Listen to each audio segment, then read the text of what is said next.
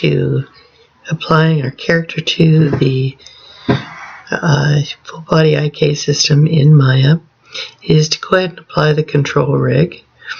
Here you have already positioned your skeleton, mirrored over the new positions of those joints, and the next step is to apply the control rig. Now right up here in the character controls, find an icon here. You can also access that under rigging category of tools, skeleton drop down. All the way down here at the bottom you'll find human IK. I'm not sure you can see that in the recording, but you will be able to see the tab pop up over on the right hand side of your interface. And if you have your first tab selection, you have for skeleton, you can see the character control selections right here at the top. Character now should say character 1. That is the label for your skeletal system. Right down here under source, this is where you apply the control rig. Simply click on the down arrow and you'll be able to access the control rig. Now once you've applied that, you will have an update to your interface, both in your viewports as well as your GUI here. I'm going to go ahead and tab, press on my space bar to enlarge the perspective camera to show you that now you have the driver rig on top of your skeleton. You can no longer see your skeleton because the visibility has been turned off by default. So over here in the character controls, I'm going to go ahead and have you turn off the first two icons, and you'll notice that the control handles for your IK, the red and the blue, are now turned off. And the second icon turns off the visibility for the control rig, the driver FK, forward kinematic, on your bones. And then if you turn on or toggle on the third icon, you can now see your skeleton again. So by default, the first two are on. That's your control rig, IK and FK. And then by default, your skeleton is off. The reason for that is so that when you're setting keys on your control rig, you will not make the mistake of setting keys on your skeleton by grabbing that in your viewport. Now you can access the IK. It's represented by the spheres on your interface over here to the right, or you can grab the IK right out here in your scene. The same is true for the FK bars, your forward kinematic bars. They are driver for your bone structure.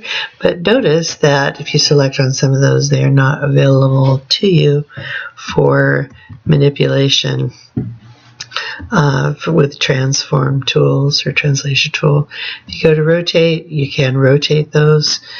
For the IK balls, the spheres on your interface, it's advisable to get all that you can out of positioning your IK before you actually resort to your FK when you're doing your animation. Down here you notice you have your IK blending, both translate, rotate, and your pull. Just as an example to show you what this is capable of doing, the next three icons on your scene or your interface are full body, part body, and then single node. So if you're on full body, what you can do is go ahead and select your IK sphere on your wrist and then go ahead and pull that out. And you'll notice the entire rig follows along. Now your character won't follow along yet. We haven't skinned that character, but you can see that the full body IK, the human IK, actually tries to manipulate the rest of the rig by giving it as close to human motion as possible. All right, I'm going to go ahead and undo, so put that rig back where it belongs. And you'll notice you'll have a different result if you go to Part Body. Click on Part Body and do the same move. You notice you just have control over that one particular limb string. And then at the single node, that you won't get a visual result. Alright, the next 3 icons are for pinning. Notice that the feet, or excuse me, the ankles are pinned, both rotation and translation for each of those ankles, and that's to keep those ankles on the ground while you're manipulating the rest of the skeleton. The release pin is the 3rd icon. When you need to get that character off the ground, for example, when he's jumping, go ahead and click on that particular icon and it'll release all the pinning, so you don't have to go through and unpin all of your nodes. This does it all. Alright, and the one next to that is to get your character back in that static T pose for rigging. Alright, what we're going to do now is to use this control rig to place positions. We call it the ROM, R-O-M, the range of motion animation.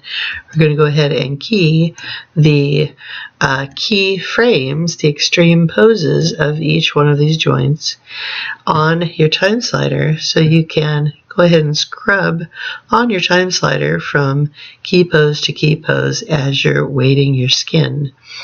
So simply what we're going to do is go ahead and grab one of your limbs. I'm going to go ahead and get the ankle, and I'm going to go ahead and set my first keyframe on frame 1 of my time slider. By hitting S on my keyboard, you'll notice you have a little red tick on your time slider now.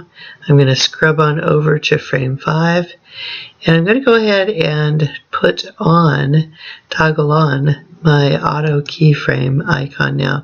You'll notice that over in the lower right hand corner. It looks like a little wheel with arrows on it.